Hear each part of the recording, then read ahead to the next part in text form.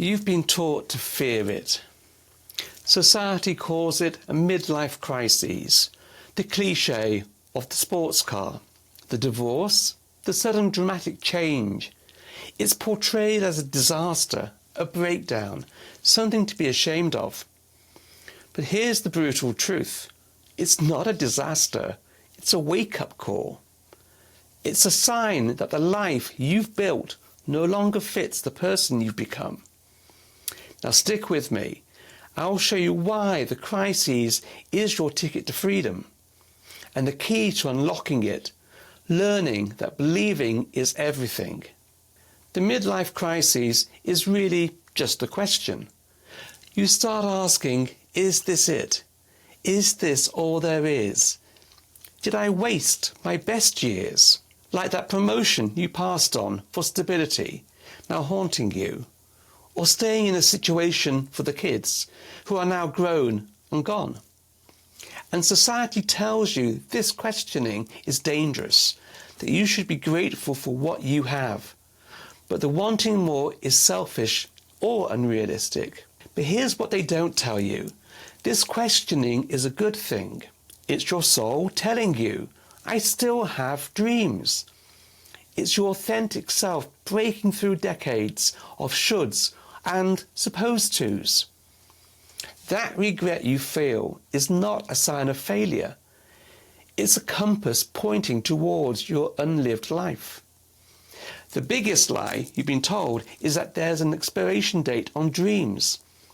That after 50, you should just maintain what you've built and wait for retirement. But opportunities don't have expiration dates. Dreams don't retire. And neither should you. Here's where everything changes. Believing is everything.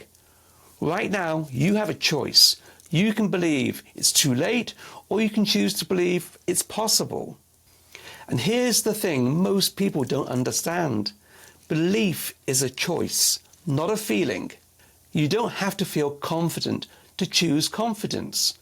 You don't have to feel ready to choose readiness. I call this strategic optimism. It's the conscious decision to believe in possibility, even when circumstances suggest otherwise. Science backs this up.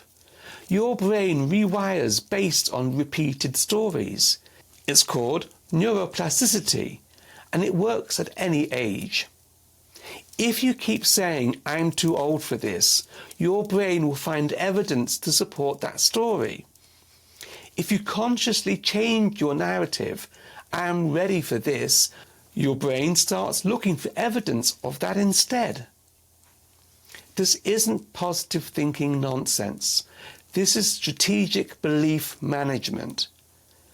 You've been conditioned to be realistic, but being realistic can be the thing that's holding you back. When you say, be realistic, what you're really saying is limit your possibilities to what you can currently see. But you landed that job, you bought that house, raised those kids, all before you had proof it would work. Belief came first, evidence followed. Look at your life. Really look at it.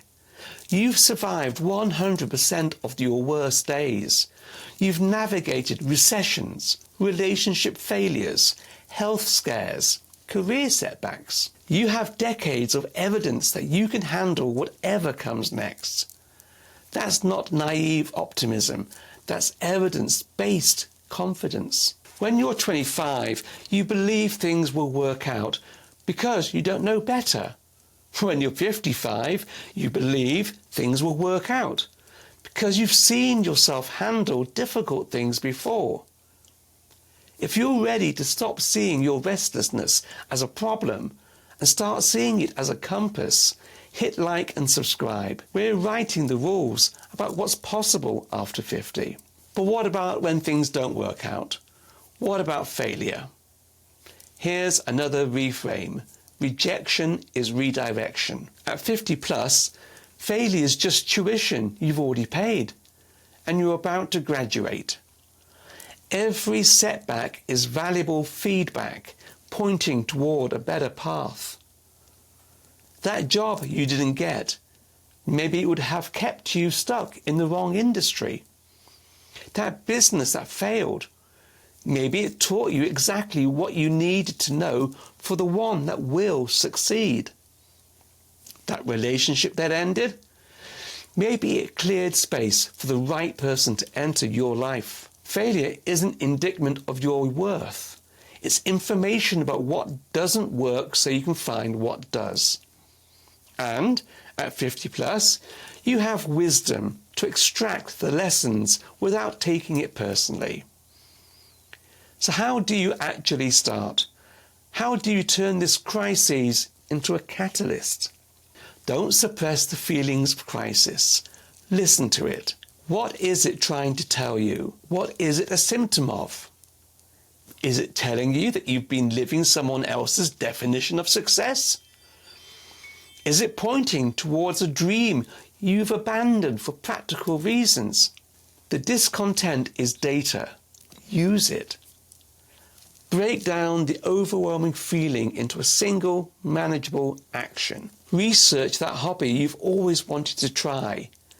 Call a mentor or friend who hasn't reinvented their life.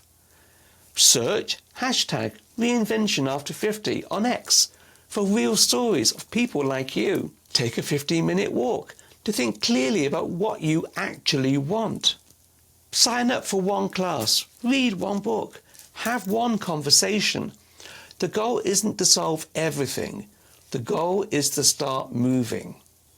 Connect the mental shift to a physical one. Small steps in fitness, nutrition and sleep give you energy and clarity to make bigger life changes. You can't think your way into a new life. You have to live your way into new thinking. When your body feels strong, your mind believes more is possible. If you're ready to turn your midlife crisis into a strategic life redesign, download my free Reinvention Guide After 50 using the link below in the description. It includes worksheets to help you identify what your discontent is telling you and create an action plan for what's next. Here's what I want you to understand about this moment in your life. You have more freedom now than you've ever had. You have more wisdom your younger self didn't possess and resources that took decades to accumulate. This isn't your last chance. This is your most powerful moment. Think about this. Your legacy isn't your stuff. It's the life you choose to live. Do you want your legacy to be one of comfort or one of courage? The midlife crisis is your opportunity to change your legacy from maintenance to adventure. For the next 30 days, choose to believe that something amazing is possible for your life.